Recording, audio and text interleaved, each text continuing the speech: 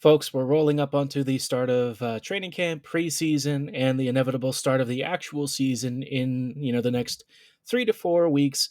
A little bit longer for the actual NHL season, and obviously there aren't a lot of free agents left. Not much on the market for the Jets to try and improve the rest of this team's depth. Because let's be honest, it's still a bit of a ways from being a team that I think people would consider a real contender.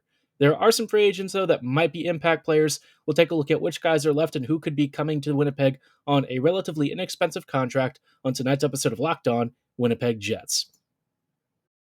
Or Locked On the Hockey Jets, your daily podcast on the Winnipeg Jets. Part of the Locked On Podcast Network, your team every day.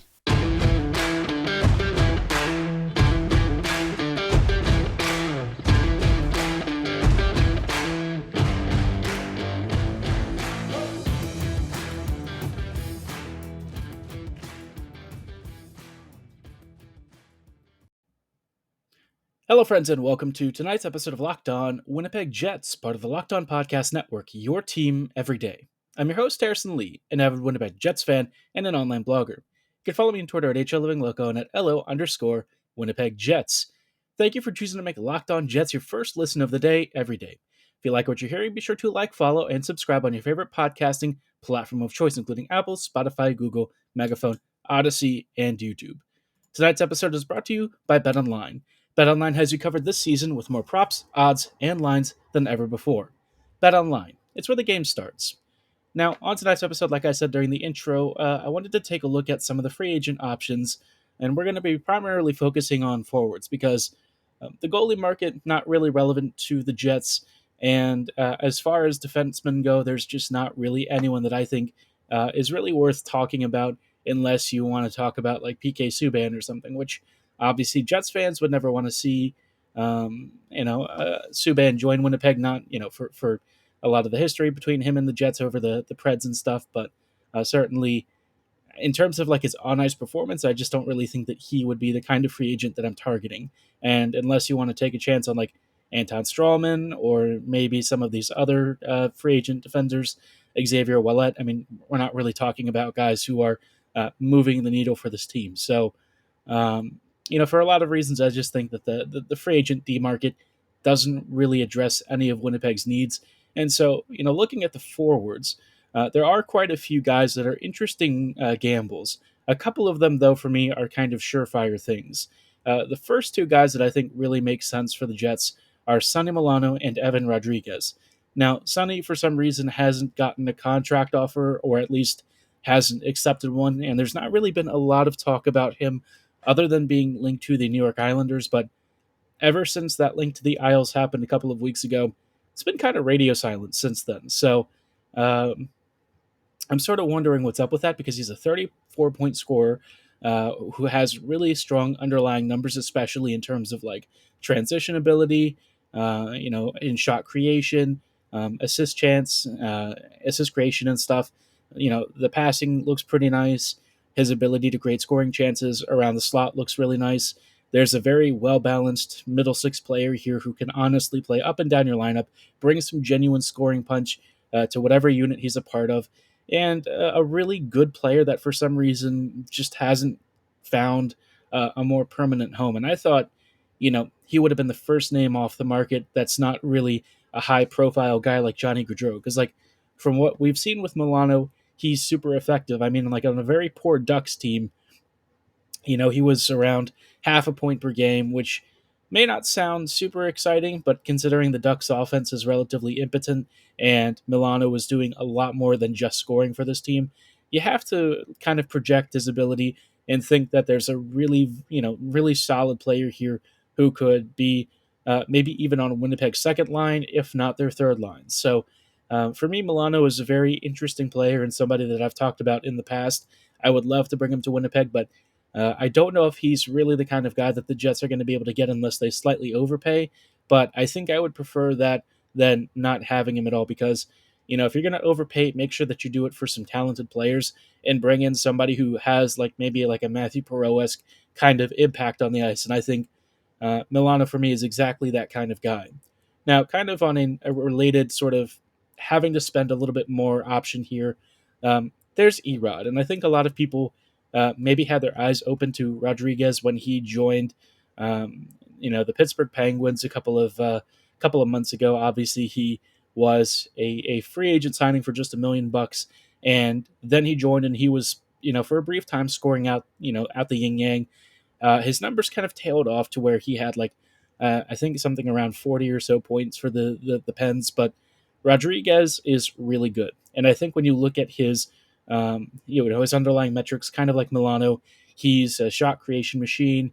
He can score you some really great goals, and he has the versatility to play up and down your lineup as need be. Whether you want him boosting your third line scoring or helping uh, your top six find the back of the net because he is actually a pretty gifted finisher and he can play with skill. Erod can pretty much do whatever it is that you ask of him. And I think for the Jets, his finishing ability would be a really nice boost. But he's not, some guy who's just, all kind of filler with his game. I mean, this guy is legitimately a great scoring chance creator. And I think, the Jets don't have a lot of players who are break even or above in terms of shot differential while still contributing offensively on the actual score sheet. So Rodrigues is another guy that I would be very interested in, but Erod has been linked to the Calgary Flames as of late. So increasingly, I think the Jets might be out on this one, and it's really hard to say who the Jets are even in on because Winnipeg hasn't really indicated that they're really looking at anyone in the free agency market. And if they are, the guys in the past that they've tried to sign are like Calle Yarncroc, Danton Heinen, decent players actually. Yarncroc I wasn't really as excited about, but Heinen, of course, we all know he has some pretty fun potential. And as like a younger option who might have even been a guy that the Jets brought in for 3 to 4 years, I would have been pretty okay with that, especially if they wanted to give him a little bit more cash in order to lock up his services. But he decided to go back to Pittsburgh. Can't really blame him. The Pens are a really great team. Um, so in the meantime, obviously, there are a few other options, and these ones are probably more on the, I would say, gambly side. They're not players that I think are the most exciting names, but players that I think might have something, even if they are more of a reclamation project. And we'll talk about who these guys are and what they can bring to the Jets in just a little bit. Before we go any further, though, I do want to shout out our friends and partners at betonline.net. Like I mentioned, they are your number one source for all of your pro and college football betting needs and sports info this season. Whether you're into college football, professional football, or any other sports like Formula One, tennis, even horse racing when it's around. They've also got hockey, combat sports, MMA, esports, boxing, golf. Seriously, their coverage of sports is almost endless. They've got everything, no matter what you're into. And if you don't love sports, they've also got Vegas casino games. But more than just a betting site, they also want to be your number one news source. They've got all of the latest football league developments, game matchups, podcasts, news updates, and everything in between. And they've got everything prepped for the opening week of the NFL. They are also your continued source for all of your sporting wagering information, including live betting, scores, and more. So if you want to get in on the action, go ahead to betonline.net on your laptop or mobile device to set up a free account right now because BetOnline is where the game starts. Hello, friends, and welcome back to this episode of Locked On Winnipeg Jets. Thank you for choosing to make Locked On Jets your first listen of the day every day.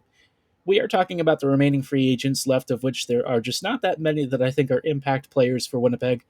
Um, but of course, we talked about Evan Rodrigues and Sonny Milano as guys that I think are really clear choices for Winnipeg, players that I think could easily uh, slide into Winnipeg's middle six, maybe even the top six if things kind of got to that point. But there are a couple of other free agents that I think are either on the older side or maybe more of fringe options because they have some kind of like cosmetic flaw in their game. Now, the first guy that I'm interested in is Tyler Ennis. Ennis is definitely the one who's just more on the older side and very experienced, but also does kind of have some like injury issues.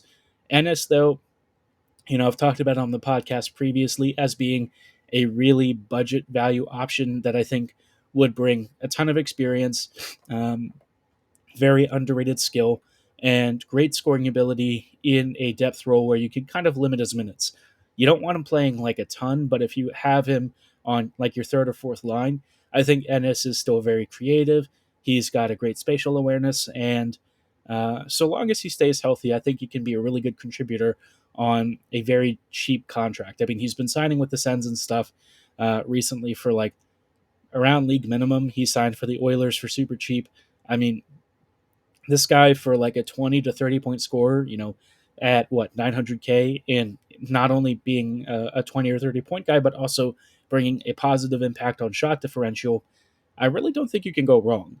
And because he has that experience and veterancy, this is the kind of guy that the Jets always seem to sign, but usually they get players who are not quite as good as Ennis. So for me, I think he's a really smart value add. And even if you only get like, I don't know, 50 to 60 games out of him, you can kind of rotate him into your lineup while also helping to support the kids and giving some of your more inexperienced players like Gustafson some NHL savvy and creativity to work with. I think Gus would pair really well with somebody like Ennis. Tyler can be an on ice leader. He's been, for the Sabres for a long time, one of their leading creators. And so I think Gustafson could really use that experience. And honestly, they would work well together. Now, another guy that is kind of a fringy option, but that I would be somewhat interested in, of course, is Victor Rask. Um, I know that Rosk has kind of had a bit of a mixed reputation because he signed a contract for Carolina and some of his previous teams that he never really lived up to. But I think Rosk, for me, if you're looking for a guy who's a quality two-way center and who can honestly supplement your bottom six and do it pretty reasonably well, I think he would be a very interesting addition for cheap, in part because, we've lost Stastny, and Stastny had zero intention of ever returning, so that being the case, the Jets are going to have to find some center depth from somewhere. And like, look, I get it. Uh, Rosk is not the kind of guy that I'm looking at to be Stastny's replacement because he's not. But I think it would at least give the Jets a little bit more center flexibility. Maybe move somebody else down the middle. You could have Blake Wheeler centering a line, which I wouldn't personally love if it's like 20 plus minutes a night, but in a more capped role, I think it could certainly work. Maybe as like a third line center, so that you can kind of balance your roster a little bit better. And I think Rosk could bring. I mean, it seems like he was recently showing off some decent defensive value for both Minnesota and Seattle. So I think, again, if you're looking for a decent two-way center who might be available for a lower price and somebody who is pacing for around half a point per game, I really don't think you could go wrong with Rosk. I think he's got some decent potential to slide in and out of your lineup as need be. But, he might be looking for like a longer term starting role. And I don't know if that would be the kind of option I'm looking for here.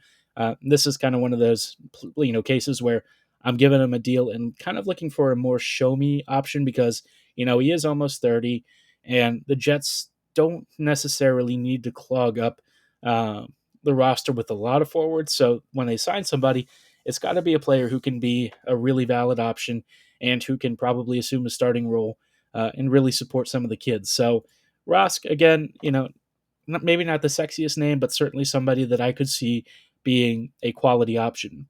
Now, the last guy we're going to talk about before we hit a brief pause is Dominic Simone. Simone for Pittsburgh was something of a mini monster in terms of like being a really aggressive, high scoring chance creator. But then once he left Pittsburgh, his numbers kind of nosedived. And I mean, it's not really surprising because he went to Anaheim, and the Ducks are just not really conducive to being a particularly great creative team. But even his like last few games in last season or so with Pittsburgh, you could kind of see that you were getting a more modest player out of him, somebody who might be really good at creating lots of scoring opportunities and generally driving shot share. But if, all of that said, wasn't really somebody who was punching the back of the net consistently. But if that's all you get out of him, somebody who can just help you push play forward and who can be an effective offensive zone creator, I think that for me, that is totally okay. I'm not looking for somebody who has to be a 40 plus point scorer for like 900K. I'm just looking for somebody who can help, keep the possession up the ice, can create some scoring opportunities, occasionally finishes a chance here and there, and offers the Jets a little bit more offensive support, especially because the current roster as it is more defensively inclined. So Simone would be a cheap option, somebody that I wouldn't mind giving like 10 to 12 minutes a night to. And I don't think that he would be super, super expensive. And we all know that Winnipeg loves a bargain. That's kind of their MO when it comes to free agency. is to go as cheap as possible. And occasionally they hit upon some really good value players like Svechnikov, Gagne, arguably pretty decent value, but usually it's not gone super well. So if you want to get somebody who's a positive impact player, I don't think you could really do much worse than looking at Dominic Simone and at least offering him a cheap contract. Now there are two more players that I want to talk about, and these guys they come with some bigger caveats, and we'll talk about who these guys are and why it might be a little bit riskier to bring them in. Might be worth it though in just a little bit.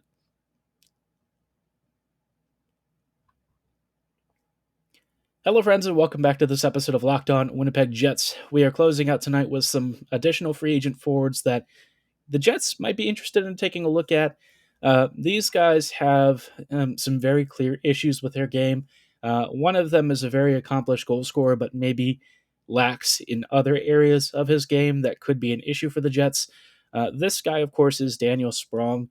And Sprong has kind of been all over the league at this point. You know, he was with Pittsburgh, then Anaheim, most recently with Washington and Seattle. And he hasn't really been able to settle down into like a full-time NHL role beyond a more depth option. But the thing with Sprong is that he is a very natural finisher. You can kind of see, even looking at his scoring splits, you know, he has not very many assists, but he certainly hits the puck very hard. And in terms of being, you know, a 15-ish goal scorer season, I think that that would be a reasonable expectation. And if that's what you get out of him for like a league minimum deal, I think that would be very fair. I think, you know, with Sprong, you actually are kind of looking for him to finish off opportunities because the rest of his game definitely lacks. He doesn't really provide much in transition. He's not a big defensive presence. And aside from individual scoring contributions, he's also not somebody who I see as like some elite creator. But the thing is that he takes a lot of shots and he can be a very, very effective finisher. And so for that reason, uh, finishing was kind of an issue for the Jets last year. I mean, we had one of the worst shooting percentages this team has ever had in its entire existence. And so I think Sprong would be a potential way to rectify that, even if his game has some very clear gaps. It's kind of like a really, really budget option of Kyle Connor. Obviously, Sprong is not really expected to contribute something at that level, but again, if you get like, you know, 15-ish goals out of him, maybe, you know, 20 on the generous side, which would probably require him to play more than you really want him to. Again, you could do worse. I mean, that's the thing. Like, the Jets are just going to have to find goals from somewhere. And I think that that is kind of like my overriding concern is Winnipeg doesn't have the ability to just materialize scoring options. So if there's a cheap one on the market that I think would actually supplement Winnipeg's depth nicely, I think you have to be willing to gamble on it. And Sprong for me is one of those guys who, again, he has some issues in his game, and I think he might drive Rick Bowness a little bit crazy. But I mean, if you bring him in on like a league minimum deal, can you really be too upset with that? Probably not. Kind of on a related note, this guy is for me the most fringy option, I would say, because he doesn't really have a particularly long track record of success. And I'm talking about Michael Dalcoll. MDC at one point was a very heralded prospect for the Islanders, and for whatever reason, his game just never really materialized into anything that was particularly exciting. I think the thing that you're kind of hoping for with Dalcoll is that there's some level of ability left in his game to try and become a strong forward with a decent shooter. He's got a pretty all right release, but I think with Dalcoll, he is at this point in kind of like a reclamation project. You know, he doesn't have a particularly long sample size in the NHL, just a little over 100 games, and generally speaking, it's not been particularly good. You know, in those 112 games, he's only scored like 20-ish points. And in terms of like shot share, it's not looking amazing, around break even.